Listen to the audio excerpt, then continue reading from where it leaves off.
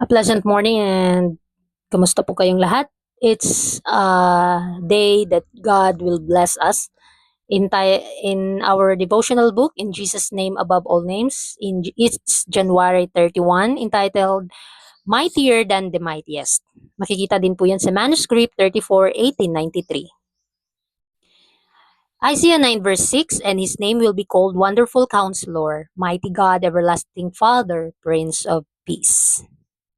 The wisdom of God, His power, and His love are without a parallel. It is the divine guarantee that not one of even the straying sheep and lambs is overlooked, and not one left unsuccored. A golden chain, the mercy and compassion of divine power, is passed around every one of these imperiled souls. Then shall not the human agent cooperate with God? Shall he be sinful, failing defective in character himself? Regardless of the soul ready to perish, Christ who has linked him to his eternal throne by his offering his own life. So dito makikita natin na yung kaalaman ng Diyos, ito po yung kapangyarihan, ang kanyang pag-ibig ay walang kapantay. Ito po yung banal na huwaran na atin dapat susundin. Na tayong mga taong makasalanan, nabibigo, at nalilito, at naliligaw sa landas, ay kanyang hinahanap at kanyang matatagpuan. Mga kapatid, si Kristo ang unang nakahanap sa atin. Siya yung unang lumapit sa atin. Kaya inaakay niya tayo papunta sa Kanya.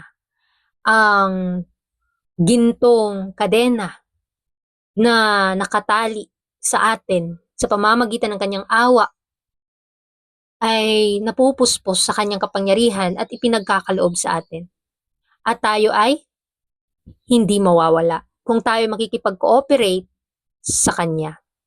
Kasi nangangailangan siya ng human agency na makipag-cooperate sa heavenly agency. Kahit na tayo ay nagkakamali, nagkakasala, na may mga pagkukulang, na may mga depekto sa karakter, ninanais ng Panginoon na tayo po'y makipag-connect sa banal na huwaran, sa banal na likas ng Panginoon. Na tayong handang-handa ng mapahamak, ay ninanais niyang mailigtas ang bawat isa sa atin. Kaya magtulungan po tayong iligtas ang ating mga sarili at ang ating kapwa. At i-offer na po natin fully ang ating sarili sa Kanya. Zechariah's description of Joshua, the high priest, is a striking representation of the sinner for whom Christ is mediating that he shall be brought to repentance. Satan is standing at the right hand of the advocate, resisting the work of Christ and pleading against him that humanity is his property. Through choosing him as the ruler, but the defender of humanity, the restorer, mightier than the mightiest, hears and demands and claims of Satan and answers him, "The Lord rebuke thee, O Satan, even the Lord that hath chosen Jerusalem rebuke thee. Is not this a brand plucked out of the fire?" So dito makikita natin na si Kristo po ay ang ating tagapamagitan. Siya po ay nagkikipaglaban para sa ating kaligtasan at nire-representa niya tayong mga makasalanan. At kapag ating tinanggap si Kristo bilang personal na tagapagligtas, makikita ng Ama sa ating buhay si Kristo ang sakripisyo ng kanyang kaisa-isang isinilang na anak na kailangan nating pagmuni-munihan ang kanyang mga salita, ang kanyang mga banal na buhay. Alam natin na tayong mga makasalanan ay sinisikap nating magkaroon ng kaligtasan. Pero ang ating pagsisikap kung wala o hindi tayo tutulong o hindi tayo makihihingi ng tulong sa Panginoon ay wala pong magagawa o walang magagawa ang Panginoon sa atin. Kaya kailangan tayo ay magsisi sa ating mga kasalanan dahil inaakay tayo ng Panginoon na magsisi. At alam nating si Satanas ay tumatayo sa kanang kamay ng ating Panginoong Hesus. At kanya pong nilalaso ng isipan ng bawat tao na tayong makasalanan ay hindi na patatawarin. Pero sabi ng Panginoon, kailangan nating sagutin ang kaaway. Rebuke thee, O Satan, dahil ipinili ng Diyos ang bansang Jerusalem para siya ay i-rebuke, para siya ay paslangin ang kaaway. At tayong mga makasalanan, iniibig tayo ng Panginoon.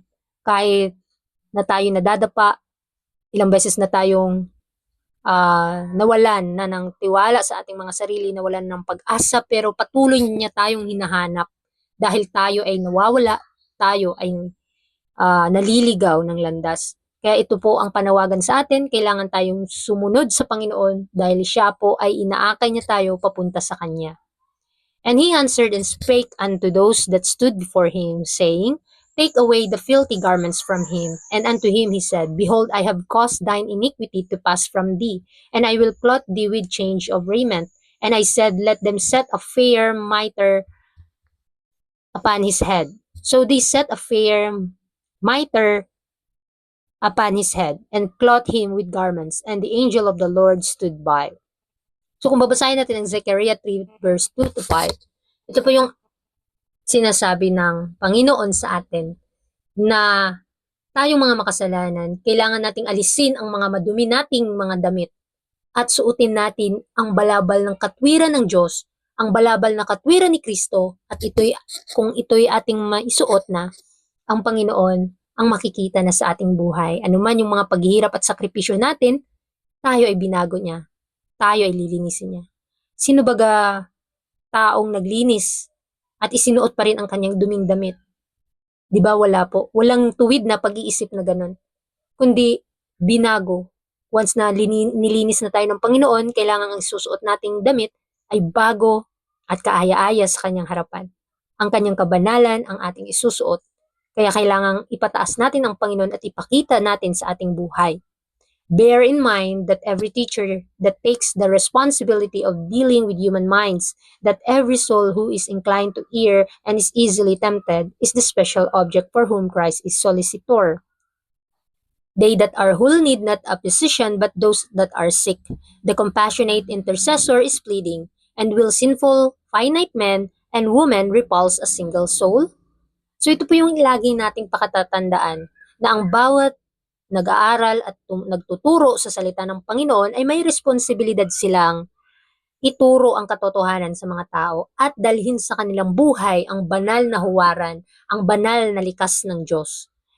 Na tayong mga tao, bawat kaluluwa ay minsan atin pa pong pinipigilan ang kilos ng Panginoon sa ating buhay at napakasimple lang sa ating matukso. Kapag naintindihan po natin ang salita ng Panginoon, tayo po ay tinatawagan niyang tingnan siya dahil mas makikita pa po natin na tayo ay madumi at makasalanan. Siya ang ating kailangan. Si Kristo po ang ating tagapagligtas. Siya po ang manggagamot sa mga makasalanang nagkakasakit. Mga nagkakasakit na makasalanan, o nagkakasakit dahil sa kanilang kasalanan at tayo'y babaguhin ng Panginoon. Siya po ay nagmamakaawa para sa atin na tayong mga may hangganan na mga tao ay bibigyan niya ng walang hanggang buhay kung tayo ay makipag-ugnayan, ng patuloy na makikipag-ugnayan sa Kanya. For the reflection, do I believe that Jesus is willing to defend, forgive, and renew me? Ito po yung katanungan. Naniniwala po ba tayo na si Kristo ay handang magdepensa sa atin, magpatawad at magbago sa atin? Yes. At inoffer niya to sa atin ng libre. Kaya wag na po nating sasayangin ang pagkakataon na mabago tayo, na magkaroon ng pag-iisip na gaya ni Kristo, na handa niya tayong ipagtanggol kahit na nasa mali tayo. Pero wag po tayong manatiling sa mali.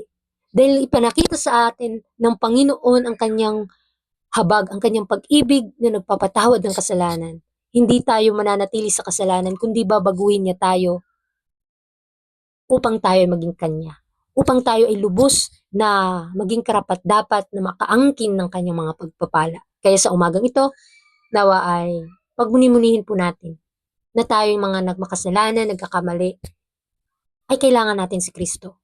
Siya ang ating kaligtasan, siya ang ating tagapagligtas, siya ang ating buhay.